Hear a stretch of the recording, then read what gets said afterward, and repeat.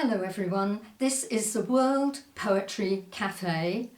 My name is Clare Bevan and these poems are for the adult tent. Nowadays everybody has to be on a journey, which always drives me a little bit potty, but so I'm going to take you on a journey through a year, and it's the year of poetry. And look, it's a bit cold still. I'm in February and yes, I've warmed up and I'm very warmed up because the first ones are all about Valentine's Day, because we all need a bit of love, don't we? So this is The Lost Night, or The Library Lady Sans Merci, and I've put on the bottom 1,000 thanks to John Keats. So The Lost Night. When I was in the library, a knight came clanking in. He bowed before the lady and he grinned a foolish grin. "Excuse me, gentle damsel, have other knights been here? Lancelot or Agravain or maybe Bedivere? You see, we galloped off together on a rather thrilling quest to rescue maids from dragons, but I sort of lost the rest. I've searched through magic forests, magic castles, magic lands, but all my friends have vanished." Then the lady clasped her hands. "I have a secret website," she whispered, "just for you. And I'm sure my wise computer screen can make your dreams come true." She took his shield and helmet. She took his sword as well. She led him to the mouse mat and she cast a keyboard spell. So now he sits beside her every day and every hour. For the lady of the library, she has him in her power. He'll never find his comrades as they canter through the past, but the maiden and the dragon, he has found them both at last.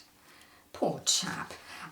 This one is a little bit more sort of mystical, and it's called The Cupboard of Love, and it's one of those weird poems that gets you in the middle of the night and you wake up and you think, I've got to write that down. The Cupboard of Love.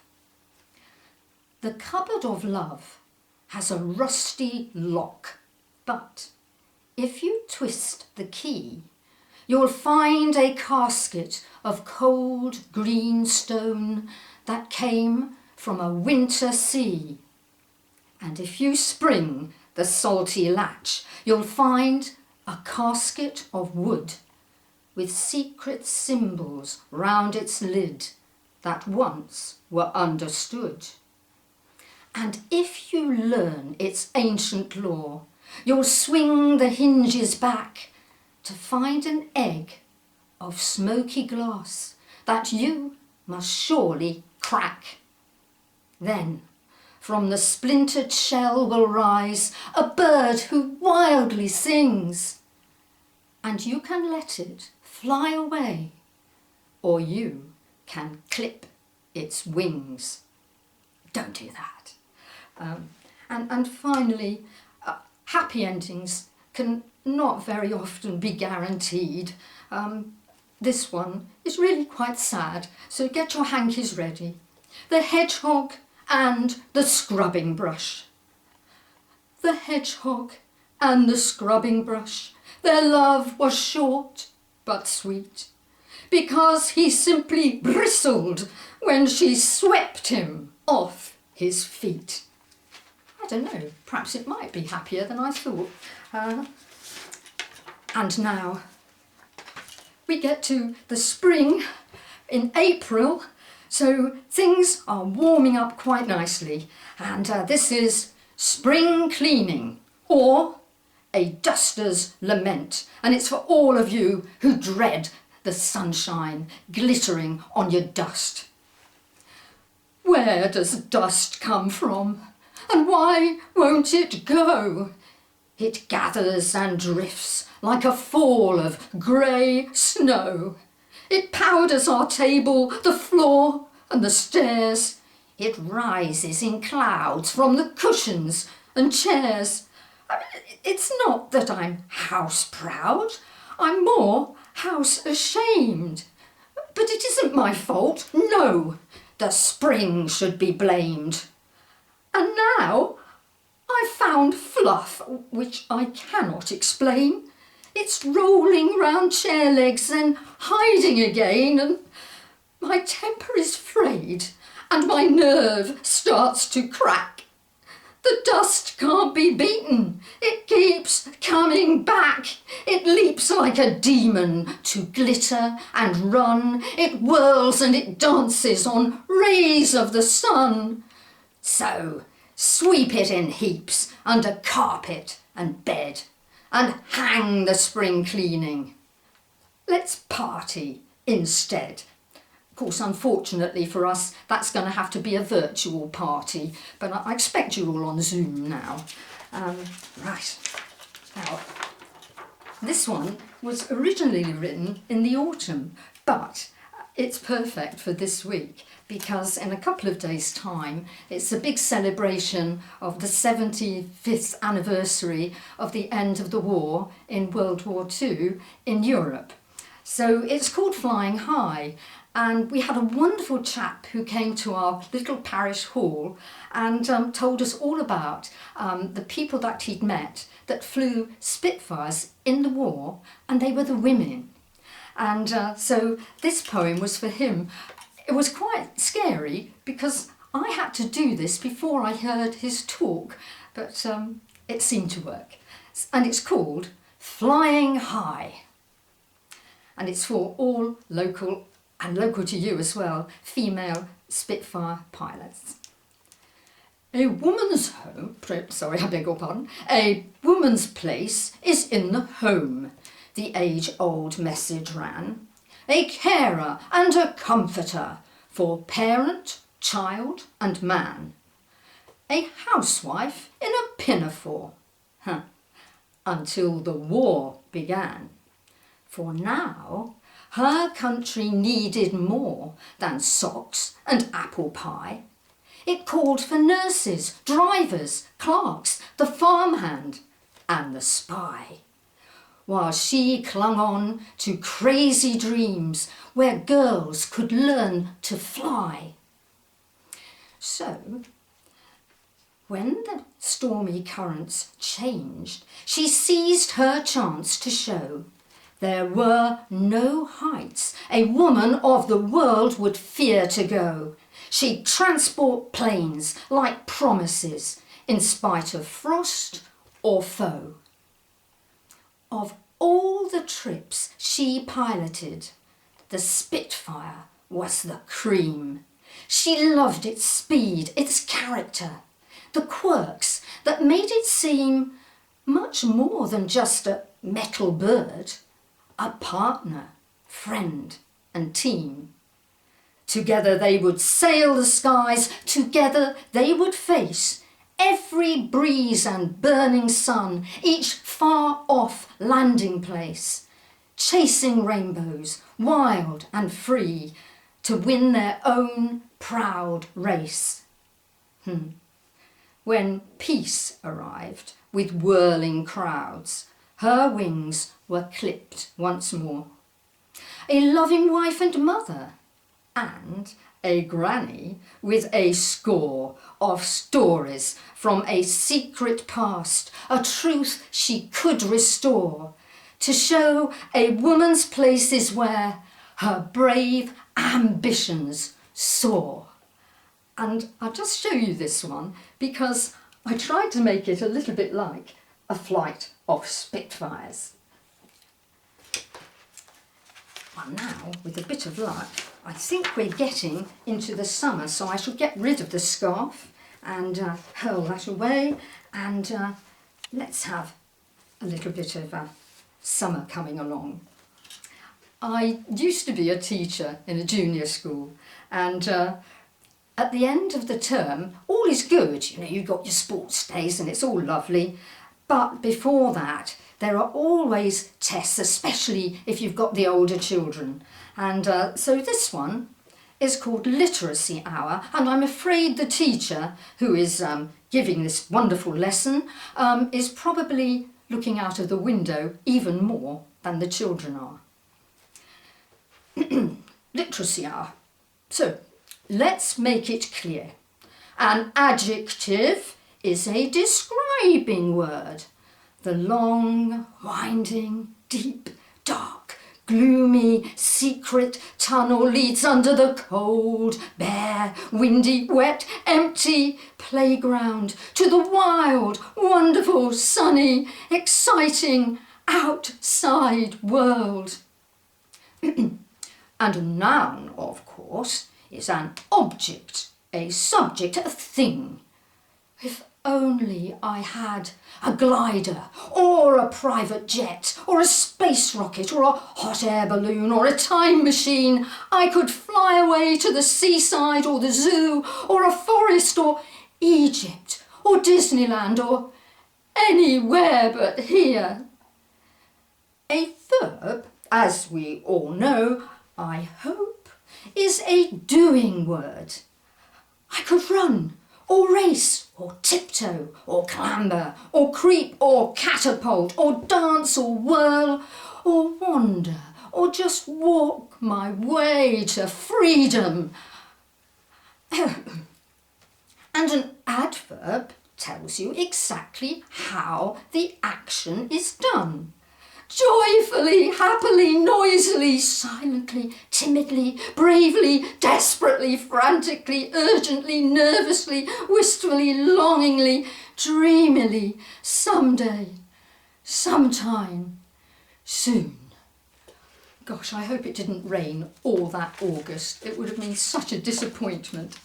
And this one is for you people who have been missing all the sport on telly and the radio and everything. And so this one is called The Rugby Teacher's Holiday.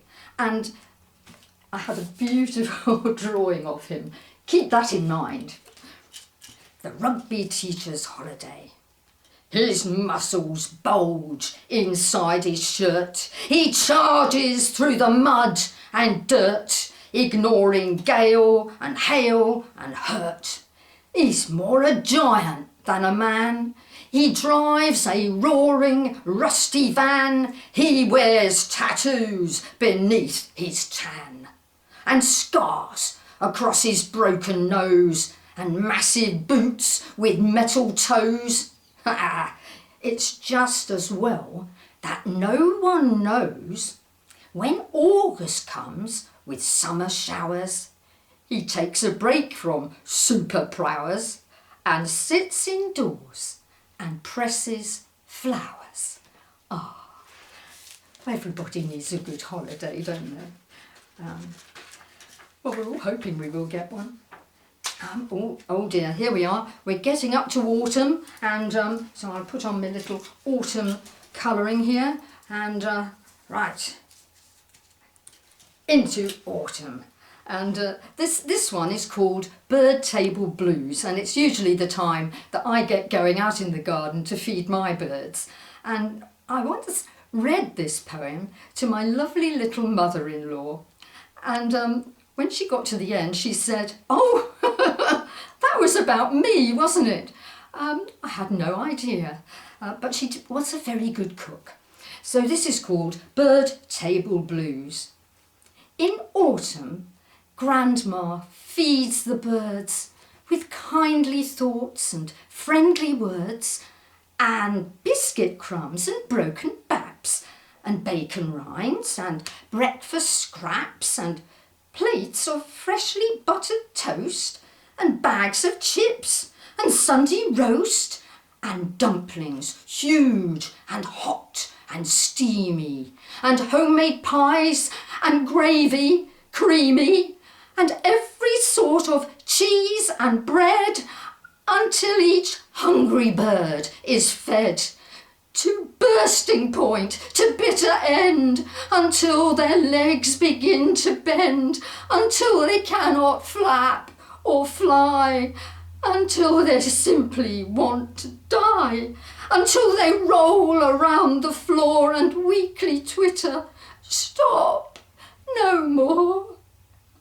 Then Grandma smiles and says, "Oh, good, I think they're ready for their pud." I don't think Martin's mum would have got very much approval from the RSPB, but she was very good-hearted. Right, and this one is edging up to winter. We're at the end of November and the November frost is coming down. And this was almost the last poem I ever wrote for a wonderful man, Sir Ken Dodd.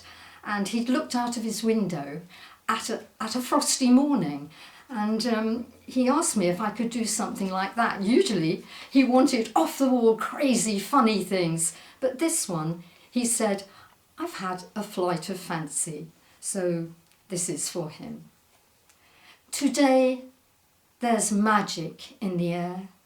The oak tree shakes his tangled hair to spill his golden treasures where the frost has painted pathways white, and in the ivy, diamond bright, the spider webs are strung with light.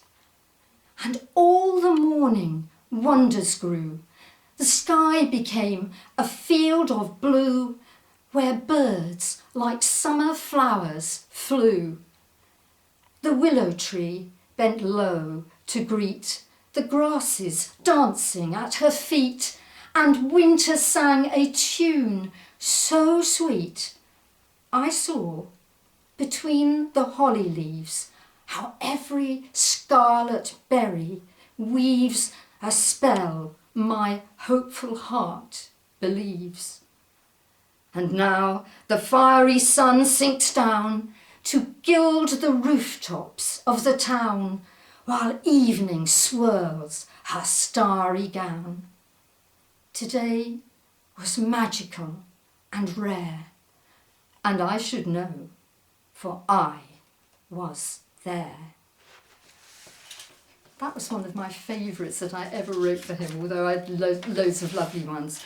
And he very often would ask for me to write a poem about the NHS. He was very fond of them all. Right, well, definitely Christmas is on its way, so let's get the Christmas hat on, and with a bit of luck, it might be the right way round. And this one is for all of you that seem to think at Christmas time, why is every job mine? And it's all right, it's called Making Merry. Making Merry. I haven't finished the shopping, and I haven't started the cake. I haven't remembered the currants for the pies I promised to bake. I haven't ordered the turkey. I haven't bought chestnuts to roast. I haven't boiled mountains of puddings, and my cards will be missing the post. I haven't wrapped up the presents. I haven't hung stars from the tree. I haven't booked seats for the panto, though they're all relying on me. I haven't lifted a finger to make their Christmas Day merry. In fact, I've not budged from this kitchen, but I have drunk the last of the sherry. I'm a bit worried about her. I don't know, I think we shouldn't leave her in the kitchen much longer. Right, this one is somebody much more composed, usually. This person is a bit like me. For a long time, she probably dyed her hair. And one year, I accidentally seemed to have picked the wrong dye. Anyway, this is called Bad Hair Day, and any of you, well, you might have been somewhere like this, but not quite the same. Bad Hair Day. One's dyed one's hair for Christmas. One's dyed it Rudolph red. At least that's what one wanted. That's what the bottle said. But maybe one was careless or left the stuff too long or missed a vital warning, or else the shade was wrong. Because one's roots are purple, one's ends are Barbie pink.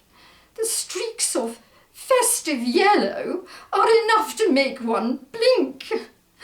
One's fringe is Santa scarlet, which doesn't seem too bad. But add Satsuma orange and one looks completely mad. Oh, one should have stuck to boring. One should have stayed with grey. One dreads the morning papers and what the Sun will say. One's hidden in one's bedroom since early Christmas Eve, but now one's trusty butler is tugging at one's sleeve. One grabs one's crown and headscarf and hopes one looks okay. It's time to read one's message on TV for Christmas Day. Oh dear, I do hope that never really did happen to her. So, I have been told that poem had been passed on to her for Princess Anne to read. Right, now I shall get away with all the jollity, and it's winter time, and it's definitely the point when you need a spooky story. It's called The Stranger's Christmas Story. The hour was late when the stranger came to the moor's bleak edge. The short cut was dangerous, but he was lured by the guiding hedge. All for the gift he carried and the message he must bear.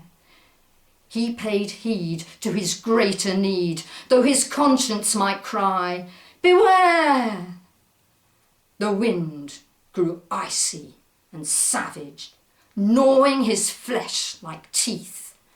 Black as pitch gaped a waiting ditch till it snatched its prey for the heath.